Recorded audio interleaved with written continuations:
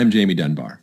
Before the coronavirus changed everything about how we live our lives, we strongly encouraged every puppy owner to introduce their puppy to at least 100 new people before their pup reached 3 months of age. Unfortunately, it's not possible right now, but it's just as important as ever. With that in mind, my dad recorded a webinar about how to socialize and desensitize your puppy while maintaining social distance. We would like to share this webinar with anyone who has a puppy because we are very worried about what is going to happen to all these puppies who are stuck at home during this critical period in their development. That's why we're uploading it here, now, so everyone can see it for free. This webinar is about 1 hour long, so I thought that it would be good to record a brief introduction to summarize the main points, in case you are pressed for time. We want to make sure you can get this information as quickly as possible, because if you have a puppy, the clock is ticking. The huge change for most puppies raised during social distancing is the lack of socialization and desensitization. If you are practicing social distancing, then you won't be able to introduce your pup to 100 people. So instead, you need to do your best to replicate that experience safely. You and anyone else that lives in your household should try to pretend to be other people and then greet your puppy. Basically, you need to play dress up and act like different people. The more costumes and props, the better. Keep in mind, dogs rely on smell a lot, so you can also try changing your scent with perfumes, colognes, or items from your pantry. You can even ask friends and family who are likely to meet your pup when it's older to mail you a t-shirt they've worn so that you can wear the shirt and your pup can get used to the smell of your various friends and family. Have fun with it. Put a scarf over your head, dab some vanilla on your wrist, and hobble around with a cane, pretending to be an old lady. Or put on a jersey and a big foam finger, paint your face, and pretend to be an excited and exuberant sports fan. If your puppy is unfazed, that's wonderful. Feed them some kibble and practice some obedience skills while you continue to act like a stranger. If your pup is wary, take it easy. You don't want to traumatize them, so give them time and space to approach you. Toss food to them, or if you have someone else in your home, they can offer your pup food. Take it slow and let your pup build up the confidence to approach you. When they do, reward them with some extra tasty treats. And there are things you can do without dressing up, just by acting in novel ways.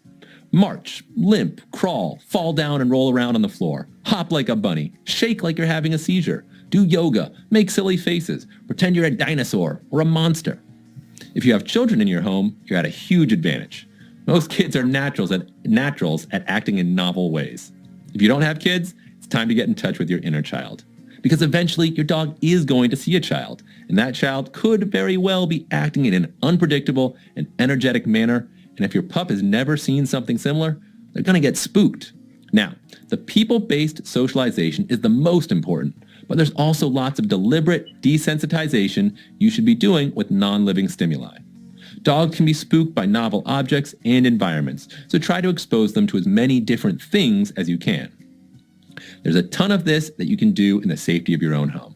As always, it's a great idea to expose your pup to objects that you know they will need to interact with, like grooming tools and vet tools.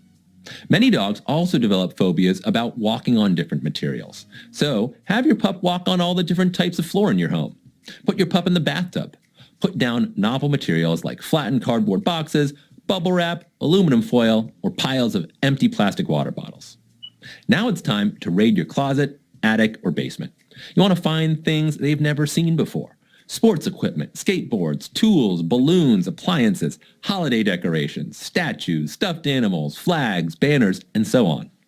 Objects that move or make noise are particularly useful, like a vacuum, a microwave, a hairdryer, or a remote-controlled car. If you don't have stuff like that, make use of what you do have. Put your toaster in the middle of the living room floor. Turn a chair upside down. Make a stack of cardboard boxes or couch cushions. Hang a shirt from the ceiling and set up a fan so it blows around. Put familiar objects in novel places or use them in novel ways. And just like with the socialization training, you should give your pup plenty of time and space to get used to these things.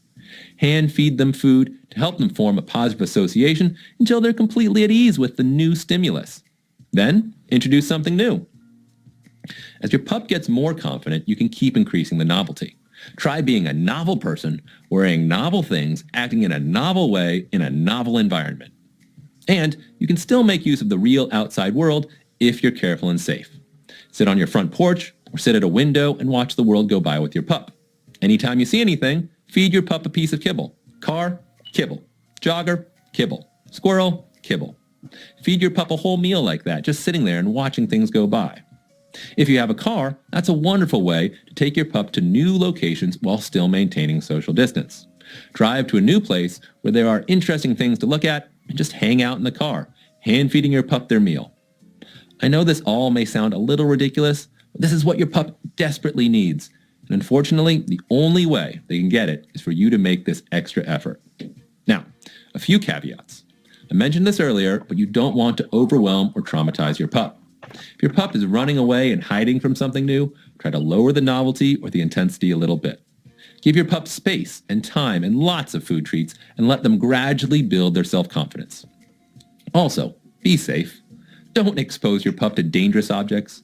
Don't let them play with anything sharp or poisonous. And finally, don't overdo it. By far, your pup's primary activity should be napping and settling down in their crate or playpen. Try to expose your pup to a few new things every day, but give them plenty of time to chill out in between. On that note, if you're spending lots more time at home, that's great for training your puppy. However, your puppy still needs to learn how to enjoy spending time alone. If you are around all the time during these first formative months, your pup is going to grow dependent on your presence. When you do need or want to start spending time outside of the house, it's going to be completely devastating for your pup if they are left at home alone, and they will develop terrible separation anxiety. With that in mind, it's really important that you train your pup to enjoy spending time alone, settle down in their crate or playpen. If your pup doesn't currently enjoy spending time alone in their confinement areas, you should train them to love being in their crate, and you should start immediately. Devote most, if not all, of their daily diet to this goal. Put their food into hollow chew toys, which they only get access to when they're in their crate.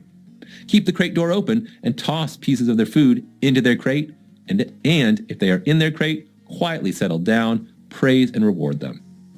All right, if you'd like to learn more about these concepts, keep watching, and in a moment, we'll show you Dr. Dunbar's hour-long webinar on this topic. You can also join the Top Dog Academy, and if you use the link in the description, you can get your first month's membership for free.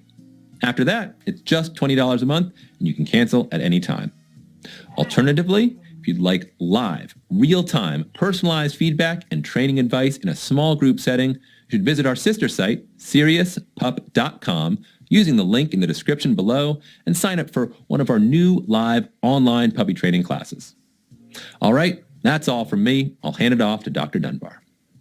Thank you, Jamie. Thank you. Good morning, everybody. Whew, my heart is pounding. I nearly missed it this morning. I was just gaily going through my day, having a cup of tea, doing some odd jobs, and then I thought I should probably go through my notes before 2 p.m., and then I casually glanced at them, and it says 11 a.m. And so, anyway, that was 7 minutes ago, and I've been panicking since then. But here I am. I made it. And so, off we go. Creative puppy socialization and enrichment at home. One of the things that's happened to me yesterday, actually I spent the time answering questions on the Top Dog Academy, which you get a month's free access to, and please use it. I'm sure some of you are members already. It's an enormous resource, and one of the things you get access to a private Facebook page, and it's only for our subscribers. And I try and answer questions there. So that's what I did all day yesterday for about 8 hours. And a lot of the questions, it was pretty obvious these were people who were new to the page and they hadn't explored anything. They hadn't watched any of the hundreds of hours of information, on each problem. And I spent, 4 hours answering questions about dog-dog reactivity, which were non-problems. Their dog's squabbling. It's what dogs do. It's what humans do. No damage done. It ain't a problem. Let's resolve it. So please use this resource. There's an awful lot there. One part of it I wanted to alert you to today is the free course collection. which you can access without subscribing. But since you're subscribed, it's not sort of typeset or tarted up yet. It's basically articles that I've written. And I spent about a year writing it. And a lot of it is about puppy husbandry, raising puppies, socialization, and what happens and why it's important. And I think that people just don't understand what environmental enrichment is or what socialization is. They haven't a clue. I talk to people at seminars. I remember one guy once, he said to me, I said, oh yeah, my dog's really well socialized. I socialized him with an Akita. So his puppy met one Akita. And he thinks that's socialization. No, that's not even remotely giving the dog the chance to learn social savvy with other dogs. And the same thing with people. You know, commonly in the world as it was, is a family, you know, 4 kids, and they grew up with a puppy, and the puppy saw them through, you know, kindergarten, high school, and saw them off to college. And then the parents are empty nested, so they get another puppy. I'm going to bet money that this puppy will bite their grandchild 4 years hence when it's born. And this is so predictable. Why? I know they're not going to socialize the puppy, because you see, what they remember was their past dog that's now been dead for 2 years, lived to be 17, was so friendly with people. Yes, they had 4 kids in the house, bringing kids home. This dog was super socialized just in the house. Now they're growing up with no kids there, and it's when the baby, soon to be toddler, appears, he's going to get bitten. You know, the stuff is so predictable. So one of the things I was thinking about yesterday was, you know, back when the way it was, when we could travel anywhere, go where we want. We could go for walks with the dog, go to parks, go to picnics, take the dog everywhere with us as a puppy, carry it to banks, to hardware stores, you know, walk it along the streets, to sit on a street corner and have the puppy meet everyone who walks by, who's willing to get the puppy to sit first. We can't do that now. And puppies are going to suffer. And so I think we have to be very creative about what we do now. Otherwise, it'll be 3, 4, 5 months' time, there's going to be a spate of adolescent dogs which are very wary and standoffish around people. And that will quickly develop within a few months to full-blown fearfulness, then reactivity, and then maybe aggression, snapping, lunging, dog bites. So we have to be very creative now, because we can't do what we could have done back then. And I say what we could have done because we didn't do it. I would say less than 1% of puppies are socialized or prepared to live with humans. People just don't do it. You see, and why not? They see the puppy, and at 8 weeks, you know, he's totally friendly, he's confident. In fact, he's overly friendly and overly confident. And so they think he's fine, but he's not. What has happened already is probably 10, 20, 30 million brain cells have already died in that puppy because of lack of enrichment, and especially lack of social enrichment. I've been so interested in this topic now for 50 years. It's why I came to the States. It's why I did research in dog behavior. That I read an article, this was way back when I was at vet college. I took a year off to do a special honors bachelor's, so you did it in 1 year. It was really intense. I mean, you worked 16 hours a day every day, and they would only select 4 students from each, the vet college and every medical school in London. So, you know, I really had to work that year to get accepted. I actually came 5th, and I had to convince someone he didn't want to do this course, because I really did. Anyway, by chance, I read 2 articles, one by Michael Fox, who also attended the Royal Veterinary College. And I wrote to him, But when I read his article, it was about dog socialization, puppy socialization. It fascinated me that whatever you do in puppyhood has far-reaching, enormous and permanent effects that change the puppy's quality of life for life in the future. You can change the puppy so easily. And the younger the puppy, the more easily you can change it. But as it gets older, it becomes more and more resistant to change. And what could be accomplished in one puppy party, you know, when the puppies say, 4 weeks old in the kennel. So no risk, totally safe. This is back then. We don't take the puppy out. We bring the people to the kennel and they take their outdoor shoes off so they don't infect the puppy with parvo because they've trodden in infected poop and pee and what have you, or leptospirosis or canine distemper. So we have one puppy party, has an enormous effect on the dog. I read a second article by Mark Rosenzweig, Marion Diamond, and a third person called Bentley, I think, on how experience changed brain anatomy.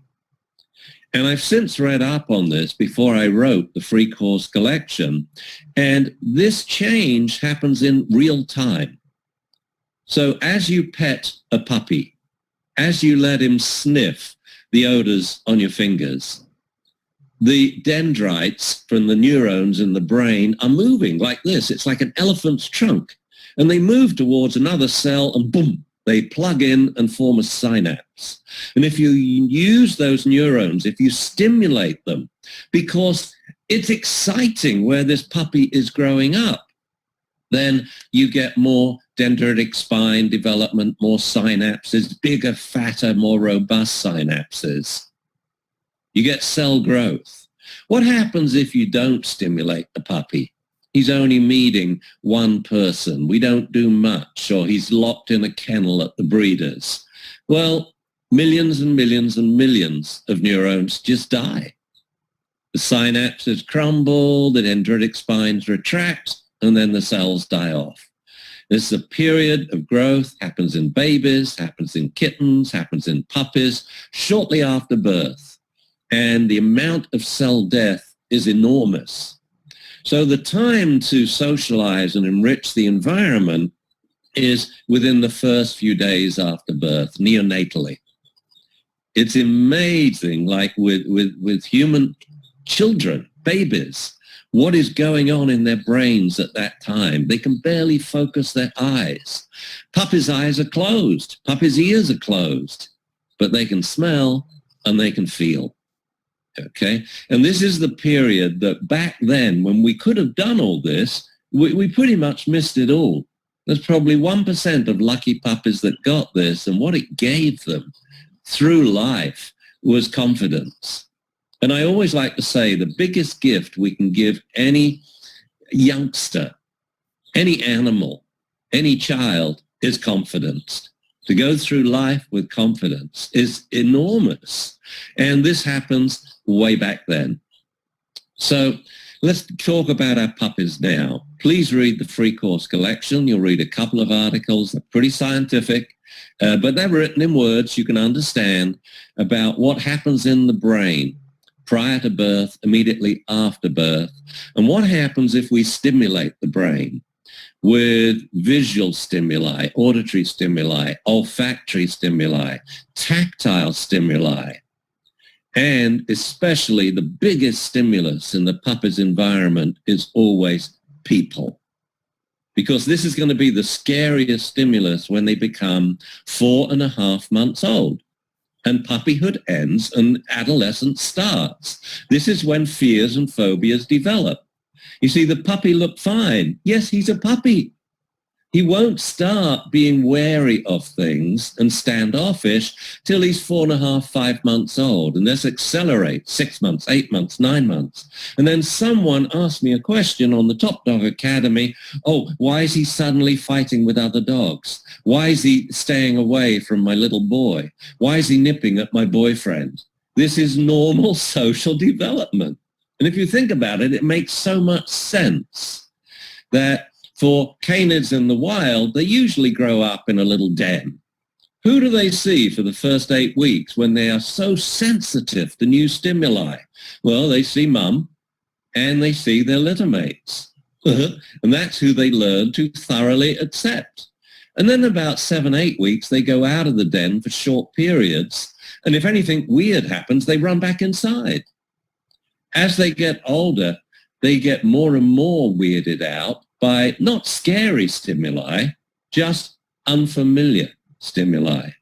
So our goal with a youngster is to make the unfamiliar in adulthood absolutely, totally familiar and the status quo in puppyhood. So when something happens and say an adult comes in the room and slips and falls towards the dog and headbutts it while it's chewing on a bone, they don't get bitten. This is a real case I'm thinking of now, and it was a professor of zoology who went to visit another professor of zoology. Both at the time were teaching zoology courses on mammalian aggression. And one of them headbutts the other's dog. She actually had 2 marks in her face from the canine teeth. The dog turned around, snapped, but in that instant, and that instant is 0.04 of a second, the dog realized, oh my God, it's a person, initiated the bite and canceled it rather than ripping her face off. That comes because the zoology professor, both of them, were in puppy classes. And one exercise we always did there, it was a joke I played on the parents. I would get all the children together to ask them their names, write the names down, put it on a chair, and I say, okay, kids, look, if I say, children, chairs, you walk quickly and sit down. And that means something weird has happened, like one of your parents has left the door open, and a pup is going to run through that door, and every pup is going to follow it, and it's 2 doors to the street. So I want you all sitting down while I deal with the puppies, because I'm going to run. So they learnt this, and I said, and if you want to play a little game on your parents, they'll think this is really funny. What I'm going to do is I'm going to sneeze and like stumble forwards. And when I do that, I want you all to fall to the ground and make weird jerky movements. Can you do that? So 40 minutes in the puppy class, I go, like this. And all the kids hit the floor going, and the reaction from the parents was enormous. But I wasn't watching the parents, I was watching the dogs. Why, what happens? Who's the first dog in that puppy class to approach those kids? At lightning warp speed, every pit bull in the class runs up to these fallen children, licking them, basically saying, it wasn't me. I know I'm a pit bull, but I had nothing to do with this. They just fell down. So there's the dog being so like, it wasn't me. I apologize. Licking. Next up come the Labradors and the Goldens. Lick. What happens to the Bernese Mountain Dog and the German Shepherd? The German Shepherd sits next to his owner and sort of goes, that is a full-blown bite when he's 8 months old. That is not the right reaction when a kid falls over. The right reaction is you run up and you lick them. And the owner doesn't see it because he thinks his German Shepherd is fantastic. Well, he remained in a sit state. No, your dog, his eyes were like this. He had whale eye, looking at these kids like, what the hell's that? So you can pinpoint the dogs that are going to become fearful and the dogs that are going to bite very early on when you see reactions like this. So let's go back now, and we're staying at home with our dogs. We can't go anywhere. And this is when I suddenly I made a decision yesterday. I am really, when this is over, going to change the world of dogs. I think puppies and their owners are getting the short end of the stick. The puppies don't get one millionth of the socialization and environmental enrichment that they should get. And if you want to see what I mean here, I posted 2 videos yesterday. Very gentle ones, because I know what's going to happen. A lot of trainers, especially totally positive trainers, are going to say, that puppy is scared. He's stressed. That's terrible what's happening there. Nope. The 2 videos I post, I watched over and over. It was environmental enrichment videos. And I'm looking for a puppy to startle. Because a check that you do, you see, you don't know, you can't test a dog's temperament until you go, like this, you frighten him. He startles, and then you say, come here. And you time, how long does it take from the startle time for the puppy to come up to you and say, it's okay, is it? And get over it. You see, if the dog doesn't startle, then he's not been tested. But when he startles, a loud noise, you drop a pile, you drop a couple of plates and they break, and the puppy startles, does he get over it in half a second? Or does it take him 10 seconds? Or does he never get over it? There's tremendous breed variable here. The fastest bounce back in any dog is a good old pit bull. You frighten him, he goes, what was that? I love it, lick it. And that instantly, yes, they startle, but then they get over it. The longest bounce back time, German Shepherds, all shepherd dogs. So the 50 breeds of shepherd dog around the world, the Belgian shepherds, the Dutch shepherds, the Sheltie type dogs, the collies, the shepherd dogs and sheepdogs. Some of them will hold a grudge for a lifetime, like it's the Hatfield and McCoys. Oh, they came in and made a loud noise. I hate them forever. In puppyhood, we can get them to startle to get over it. But as these videos go on, I'm going to post 2 more today that will make people's jaws drop. This is socialization. One is with neonatal puppies, 2 weeks old, being handled by a class of school children, kindergarten class. The next is 40 6 to 8-year-old kids socializing 8-week-old puppies. You won't believe what's going on there. The noise, the activity, the mayhem, but you can't find a puppy that's weirded out. And that's the point of enrichment and socialization. We do it early so we can do it later until we build it up. And the best example of socialized adult dogs that I've ever seen in my life was when we held the Canine Games in the Sky Dome in Toronto. 30,000 people screaming, music blaring, and we had 72 dogs off leash doing amazing stuff, totally focused on their owners, doing really precise obedience, doing really fast and frenetic games, but under total off-leash verbal control, even though the level of distraction was enormous.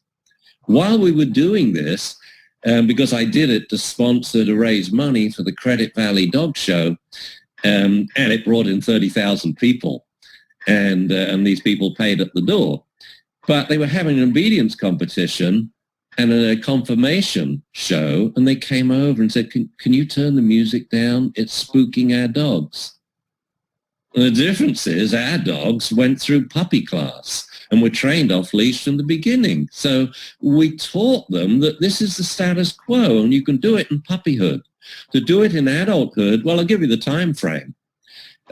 Puppy class week 1, I notice Sheltie is hiding and shivering under a chair. I hope to resolve this before the class is over. So the shelter is out playing with all the other puppies there and visiting the people. If I don't pick up this problem until the Sheltie is 5 months old, it's going to take me 4 to 6 months to resolve this problem. If I don't pick it up until the Sheltie is 8 months old, it's going to take a couple of years. Yeah, the puppy's brain is so plastic. So when I think back to the things we could have done but didn't, and the things we can't do now, well, in the future, it is going to be different. I am really going to push this. I've decided I'm going to tell the truth. That what you're doing with dogs to raise it in a kennel and only seeing 2 people, adult women, the breeders, is the cruelest thing you could ever do to any animal, to subject it to a lifetime of developing fears and phobias. The dog freaking out when left at home alone, scared because there's thunder, scared when a child comes up to it, scared of men, scared of the vet, scared of the groomer. It's just not right. Anxiety and fear are crippling, and we're going to change it.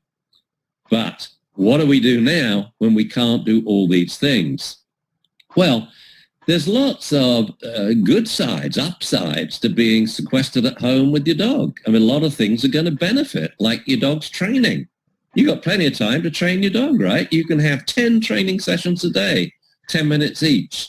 Teach them all sorts of games that I've talked about in these other webinars, which you can now access with your free access to the Top Dog Academy. You just go to the course called Webinars and watch them. And it's about training while we have travel restrictions and socialization restrictions for humans.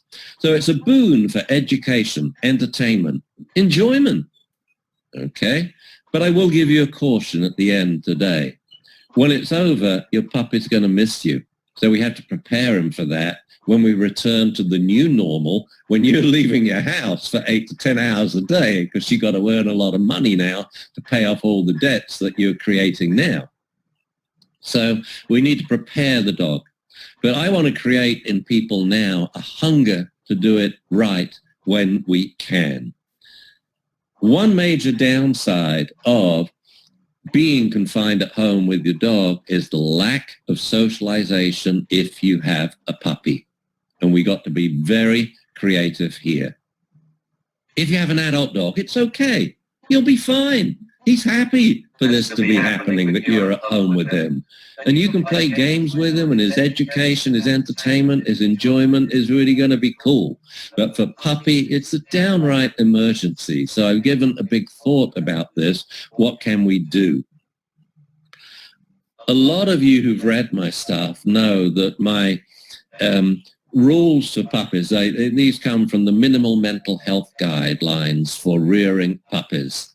From openpaw.org, if you want to check it out more, that basically a puppy needs to meet, socialize with, be handled by, be trained by at least 100 people before he's 8 weeks old, quite safely in the kennel. That ain't happening. The puppy has to meet another 100 people between 8 and 12 weeks. And be handled by, socialized with, and trained by those 100 people. Mainly your family, your friends, your neighbors, the sort of people who are going to come to the house. But you especially want children, men, and strangers, because these are the three types of humans that dogs become scared of when they're 8 months to 2 years old. So that's the hard bit. We can't invite them over, can we? So what are we going to do? Well, if you can't invite 100 people, and again, in the future, outdoor shoes remain outside. Let's not infect the puppy with virus. But now we can't invite 100 people because we don't want them to infect us with the virus. That means that you are going to have to do 100 times as much. And I think this is doable. Something happened to me a week ago in the training room over there, which really shocked me and then reminded me of what we should be doing, including me. And I'd forgotten to do a lot of things with puppies. You know, you take it for granted. When you've had one dog and you've raised him to be rock solid and really well trained and reliable off leash, and you get another puppy, you don't train it as well because you expect they're going to be the same as your dog that just died. And so it gets cheated. And that's what I've been doing with the resident dogs here. I've been cheating them. I haven't been thinking about it, but it's going to be different. You know, it's been different all this week. We've been doing some pretty wild and wacky stuff, I got to tell you. So firstly, let's do the easy bit, environmental enrichment. Okay. And what does this mean? Well, if you talk to a breeder, they say, well, I took him to a place with stairs. Good, cool. And I've introduced him to different substrates, like a slippery floor in the kitchen. Cool. But this is not 1/10,000th of what you're meant to be doing. So if you go to our public Facebook page, I guess it's Dunbar Academy, on Facebook, click on the links I posted yesterday to these 2 environmental enrichment videos. And this is a good friend of mine, a Russian dog trainer, who is unbelievable, that Probably I would rank, she's certainly my favorite dog trainer in the whole world. For a variety of things. And I have to be careful because I know a lot of dog trainers and I think they're really good in different ways. But I think this young lady has the whole package. Not does she do everything. She insists that breeders follow her instructions for environmental enrichment and socialization. So when she gets the puppies at 8 weeks, she can do pretty much anything with them. And you would see what she's doing with these young puppies. You won't believe it. They're only 6 weeks and 8 weeks old. Oh, my God. They're going to be bomb-proof. Why? Because she trains assistance dogs that, by law, are allowed in public. And public can be a pretty weird place. And these dogs have to be unflappable, especially if they're assistance dogs for someone who has PTSD. If something weird happens and the dog freaks out, this could send the person over the top. It would be a trigger. So it can't happen. The dogs have to be bomb-proof. But also she competes in scent detection, explosive detection, protection work, and what have you. And when she competes, she normally does it at the Canine Olympics, which is largely police, paramilitary, and military. She wins. I think the last time she competed, she took 8 gold medals. So if you Google her name, when you go and watch the 2 little videos, you can find a good 5-minute video, pretty much an interview about her and what she's done to win this stuff. So she's producing dogs which are unbelievable. Okay? So recently, on the Top Dog page, a couple of people have been asking me about ENS, early neurological stimulation, olfactory stimulation, the biosensor program in dogs, the super dog program. What did I think of them? Do they work? And my answer was, they're cool. They've got the right idea. Do they work? No, because they're ridiculous. So like ENS involves 5 exercises you do with the neonate, and each exercise lasts for a maximum of 5 to 7 seconds. That's 35 seconds total. And the exercise is like hold the puppy. Let him dangle with his legs down. Now let him dangle head down. Now have him upside down. So these are the exercises, 5 to 7 seconds each, 35 seconds in total. And it warns you, only do this once a day. I mean, this is crazy. Yet they got the right principle, handle puppies. When you see how it's done in the 2 videos I'm going to post today, hey, this is a kindergarten class of children handling neonates, every part of them, and we're singing a song as we do it. Handle the ear, here's an ear, flatten it down, then the other, bump, bump, bump, bump, bump, and the paws and the paws, and they handle the puppies and have them upside down and this way, pass the puppy to the left. You know, that's what we mean by handling, really handling them. You can't do too much. It can't be too stressful. You know, it is stressful, and that's the whole point of it. It causes minor spikes of cortisol, but it resets the dog's cortisol response in adulthood. You see, if puppies are handled like this, and then you give them a big stressor in adulthood that someone's handling them and really hurting them. Let's say the puppy has dislocated his elbow, and the veterinarian's putting it back, and it's excruciating agony. You won't even get a cortisol blip in adulthood if they've been handled this way in puppyhood. But if they haven't been handled that way in puppyhood, normal stimuli, like a man standing up and putting on a hat and the dog has these totally over the top, you know, cortisol stress reactions. That's what it's about. So yeah, it is a little stressful, but after a while, it's not stressful at all. And you can do anything with these puppies when they're 2 to 3 weeks old. They're rag dolls. Especially you can make any movement and any noise because their eyes and ears are closed. So that's when we introduce puppies, which are going to be sensitive to noises like Shelties, like every sheepdog, like every shepherd dog. I mean, what do you think they were bred for? To be good at what they do? Do you think they were honestly bred to bite people or bred to recognize sheep and herd them into bunches? No. They were bred to see movements in the environment. They were bred to have unbelievable hearing. They were bred to be sensitive. Yeah, but that means if we don't socialize them, they could overreact to things. So it's handle, handle, handle, handle, handle, handle. Noises, noises, noises, noises. Let's get them used to substrates. When you see the substrate enrichment, it's a room and the floor is covered with everything. Pots, pans, seesaws made out of logs, unstable things to walk on, great big children's swimming pools filled up with empty plastic water bottles, like the kids have those colored balls to dive in. And the dog has to heal through all of this.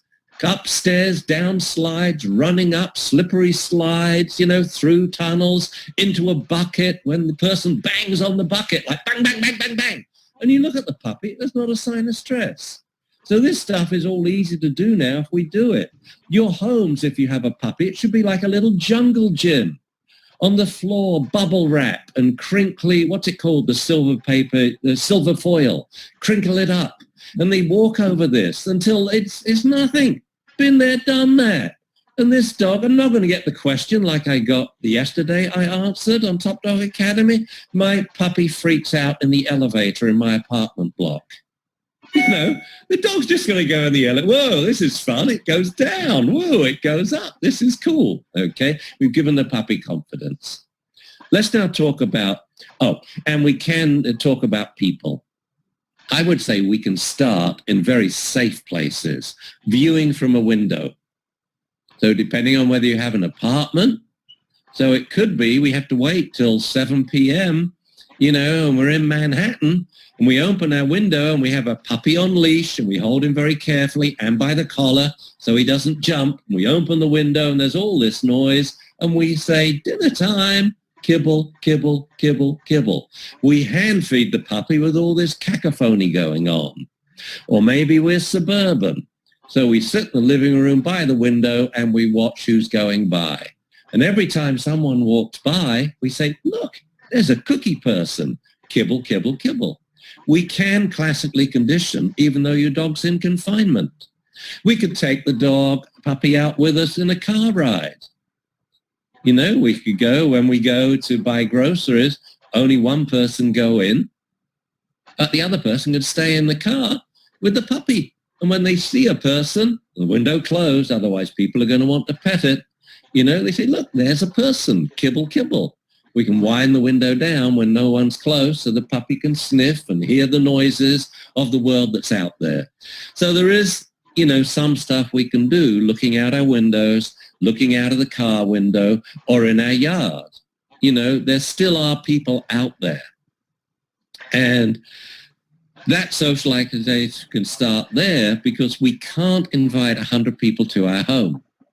So what was it that happened the other day? Well, I've been sequestered with 5 dogs. We're now down to 4. These are dogs being trained as assistance dogs. And we got a veteran to foster one for us because 5 dogs, trying to train them, it's quite a handful. And so we got 4 dogs. And live with these dogs, Most of the day they're in the training room being trained and then they have to go crate time so that they will transfer easily to a new owner who can just say, on your bed, and they'll just lie down and chill and do a 2-hour downstay on their bed. Or a 14-hour flight to Australia in a plane. So the downtime is a really important part of the training, but also teaching them stuff. Find your chew toy, go to your bed and settle down. Jamie tells me I have to video this today. So maybe that'll do what I do afterwards once I get over the shock of nearly missing this webinar because I was going to do it 3 hours later than you were going to be here. So anyway, I know these dogs well. In the evening at 7 o'clock, they come into a room, which is, we are in the kitchen. They're not allowed in the kitchen. And we eat dinner at the counter. And they're there on their dog beds. Then about 7:30, 8 o'clock, we move into that room and we read. We've just been watching Frankie and Grace, or Grace and Frankie, which is cool, 2 episodes a night. And the dogs are allowed couch time. So they get to be normal dogs too. So I know these dogs really well. The other day I walked into the training room and my leg gave way. I've got this annoying little condition. It's nothing serious, don't worry, but it's a thing pressing on my spine, and my leg just collapses, and I fell to the ground. All 4 dogs went ballistic. I fell over, and all of them went, woo, like this. And I thought, my word, and one of them is now 6 months old. We got him at puppyhood. And I thought, I've fallen into the trap that every dog trainer makes. They get a dog, it's a stupid dog, like it's a basset.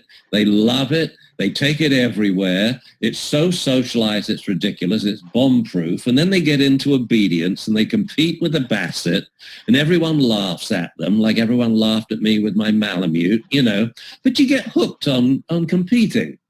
And you think, cool, And I loved doing it with my Malamute. He was the slowest dog out there, but he was really reliable. And he was goofy and he made people laugh. And so they say, why don't you go to proper dog? And I want to slap people when they say that. I'm sorry, a Basset and a Malamute are proper dogs. They may not be as fast as your Sheltie or Malinois or German Shepherd, but you know what? Your dogs spend a lot of time in the shop because they're freaking out at stuff. At least the Basset and my Malamute, are bomb-proof and aren't freaking out to people and the environment. But anyway, we get a second dog and then a third. And what happens with the third puppy we get? We forget to socialize him. We see this puppy, he's totally normal at home. Yeah, he's playing with his 2 dogs he knows, his friends. But we aren't taking him everywhere like we did our first puppy. He's not going to weddings and funerals. I took Omaha everywhere with me. I remember the first time Mimi and I couldn't take him, that's Jamie's mum and myself, was when we went to the ballet. And I rang them up, can I bring my Malamute? And they said, are you blind? Because this is 40 years ago. I said, no. I said, but he's a puppy. I don't want to leave him at home. They said, no dogs allowed. And I was really worried that evening. It was his first evening on his own. I didn't know then what I know now, that I get dogs used to being left at home alone while I'm still at home. So they're used to spending downtime in a single dog-proof room or in a crate. So, the third dog, you don't socialize. And with these dogs, I hadn't done the obvious stuff that I used to do back when I taught puppy classes 20 years ago. I used to teach 9 classes a week. And the second week, everyone had to carry something weird. And it was unbelievable what people had. Great big blow-up, dinosaurs that you floated on in the pool, carrying a skateboard, carrying a drum and banging it. Week 4, everybody had to carry something weird and wear something weird. So I remember some guy came in a Ronald Reagan mask and it freaked out his Labrador. And we had to say, no, take your mask off. Let him know it's you. The dog sniffed him, then said, just put it a little over your face. Let him sniff the mask when it's not on your face. And it took about 5 minutes to get the Labrador used to his owner wearing a Ronald Reagan mask. But one guy, I remember, had 2 bud cans on his head with straws that came round. And people had great big sou'westers that you wear when you're on a ship in the rain, And they had hats and they had moustaches and all the sort of things that we know spook dogs out. Someone carrying a stick, an umbrella with a hat, sunglasses, quite normal stuff. So everyone's dressed up wearing weird stuff. We had clowns with floppy shoes, these great big flip-flop shoes. And we always have, I say, someone has to come dressed as a French maid and someone has to be dressed as a frogman, an abalone diver. Why? These were 2 of my behavioral cases. A dog that attacked the vacuum cleaner and a dog that spooked out in Santa Barbara and ran across Highway 1 up the street when an abalone fisherman came out from underwater wearing 2 tanks, breathing, dressed in black with flippers. The dog, a German Shepherd, just lost his plot and ran off. So we dress up for this. But week 6, you carry something weird, you wear something weird, and you act weird. Funny walks. And what are the funny walks that set dogs off? Limps, falling down, John Cleese walks. It spooks dogs. I think you see where I'm going with this, right? I want you guys to embrace your inner thespian.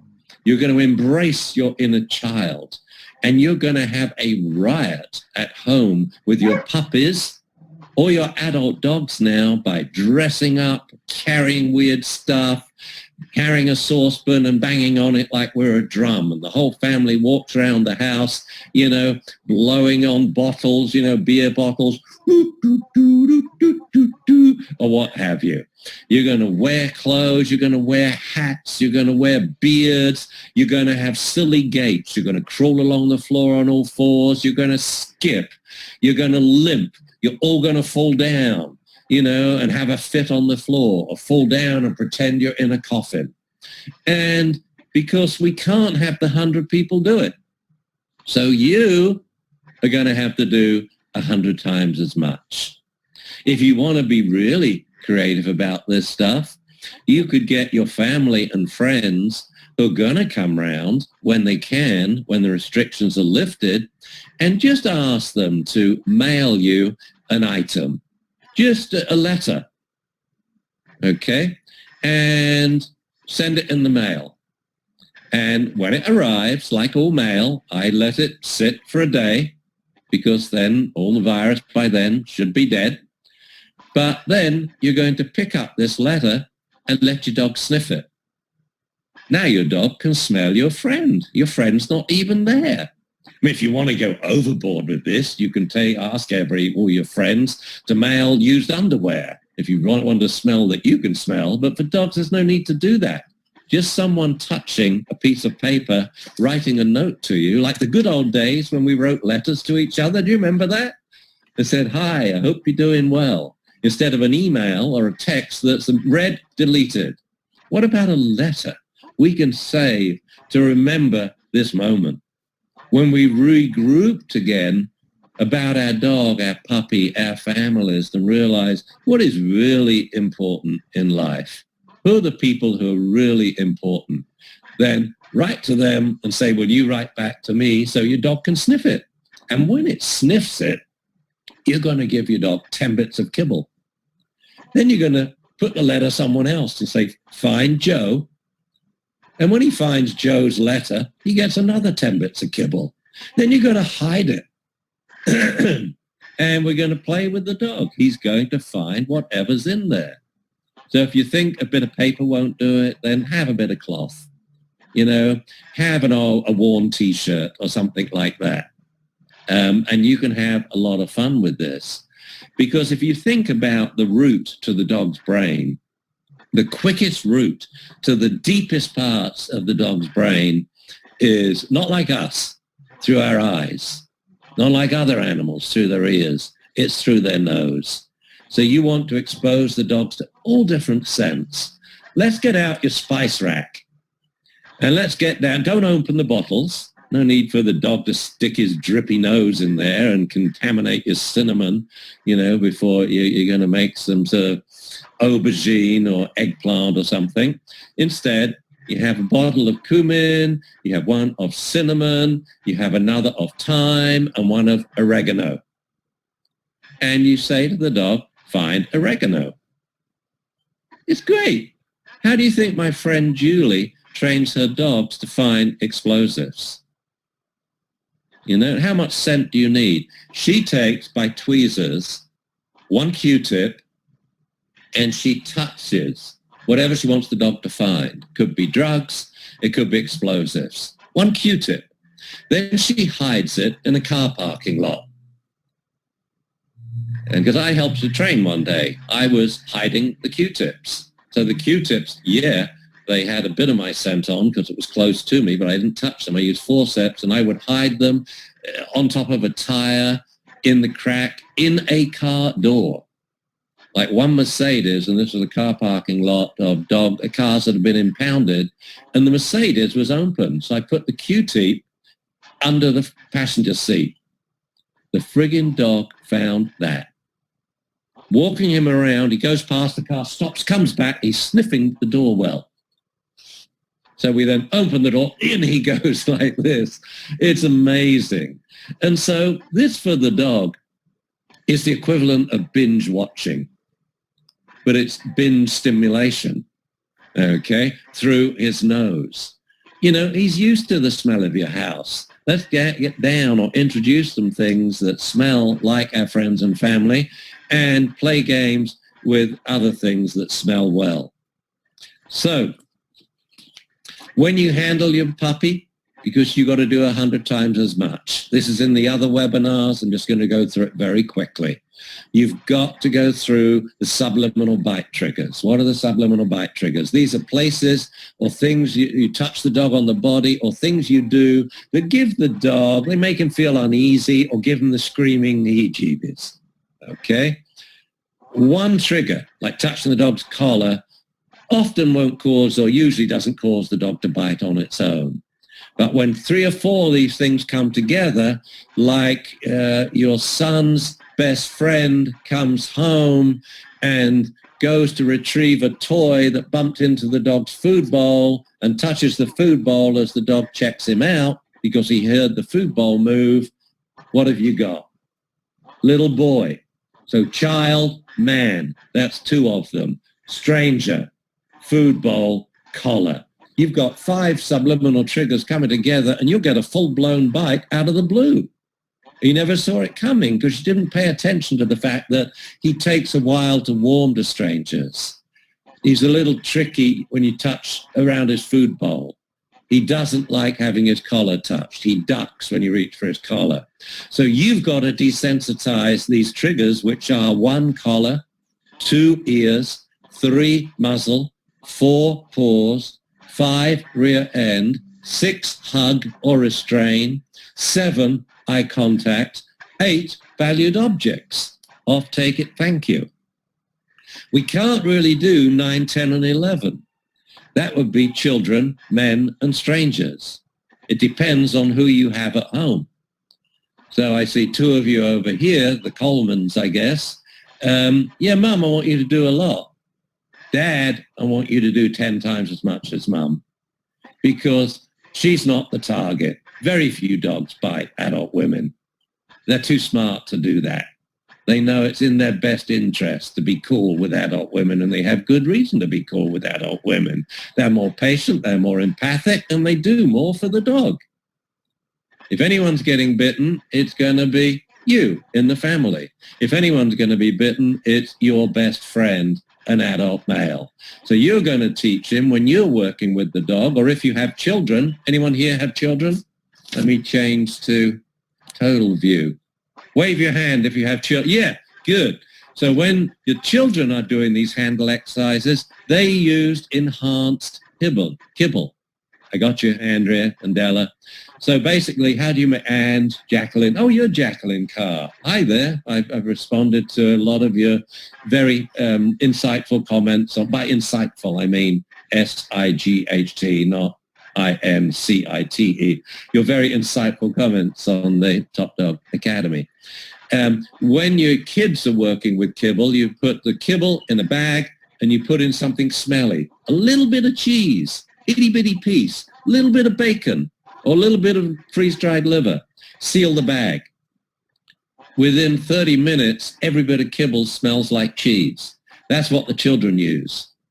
So the dog learns what? You know, well, I like it when Mum takes you by the collar. It's pretty cool. I'd like it much more when Dad takes you by the collar because he gives me 5 bits of kibble. But, oh, I love it when kids take me by the collar. I love it when they hold my ears. I love it when they look in my mouth. I love it when they do. I love it, man. They have the best kibble in the world. Yeah, it is kibble, but it doesn't smell like it, you know, because the same way that we judge things by their looks, dogs judge things by their smell. They don't care what it tastes like. They really don't care what's in it. If it smells good, I'm going to eat it.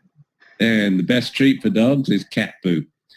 I thought actually as a joke of marketing cat poop as a dog treat, but I thought, no, it'd be hard to get off the ground, right? But there you go. So, and doing weird stuff.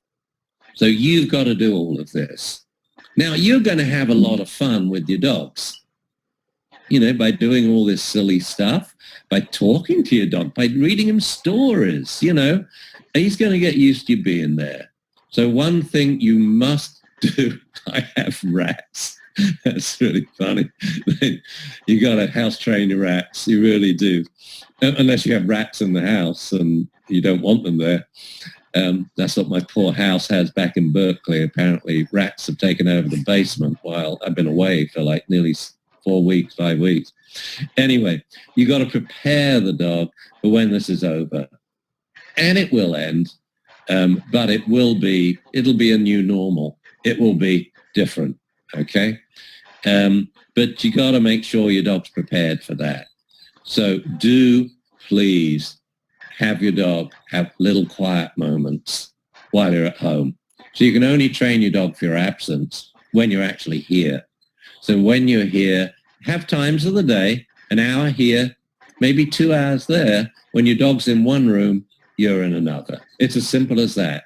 And how do you do this to make it enjoyable? You say to the puppy, hey, you want to go to the bathroom or do you want to go to my study? And the puppy says, yeah. Why? Because you're going to give him a stuffed Kong. It's like we spend a lot of the day here in the training room, 4 crates are open and 4 dogs are lying inside. Why? We just gave them a stuffed chew toy and they each took it to their crate. They love going in their crate because that's Kong City.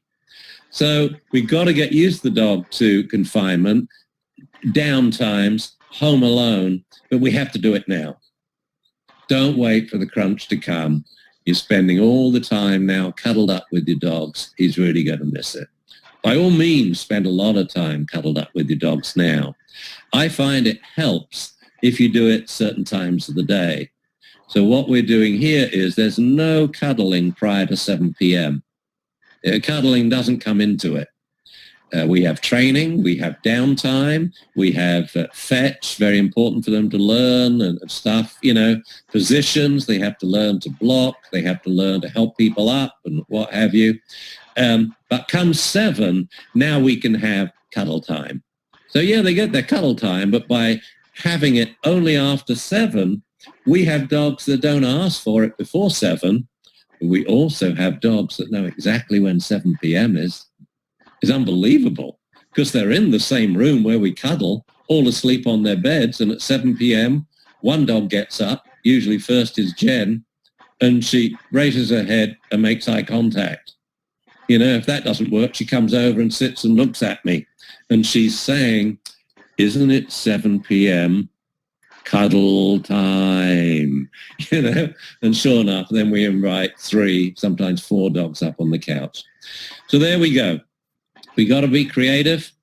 We can't invite people to the house to do it, but we can do everything else. We can do all the environmental enrichment in our house, download noises from Facebook. You get puppy soundproofing apps you download so you can have drills and children screaming and crying and cars backfiring and motorcycles and thunderstorms and fireworks in your living room, and you hand feed after each one. So you can do the environmental enrichment, the substrates on the floor, the agility, the dogs are going to run through just about everything. And they're going to love it, absolutely love it. You can do a lot of the people stuff, the handling, but you've got to do it 100-fold. And you can do the weird stuff. And the weird stuff is actually a lot of fun. And when you get in the routine of doing this, when these restrictions end, I hope the puppy or adult dog's prepared for this, staying at home alone. But there's no reason why you shouldn't continue having puppy parties 3 nights a week. And you invite your friends, but these are going to be real puppy parties. You're going to invite 15, 20, 30 people around, and everybody has to carry something weird, wear something weird, and act weird. Even if they pretend they're Irish, hello there. They have to role play when they come to your party. Life is going to be fun. It's going to be so much fun when we can see our friends and family again. We're going to have a lot of fun doing it. And it all started because of the stuff we can't do because we're confined and we have to do it for the dog.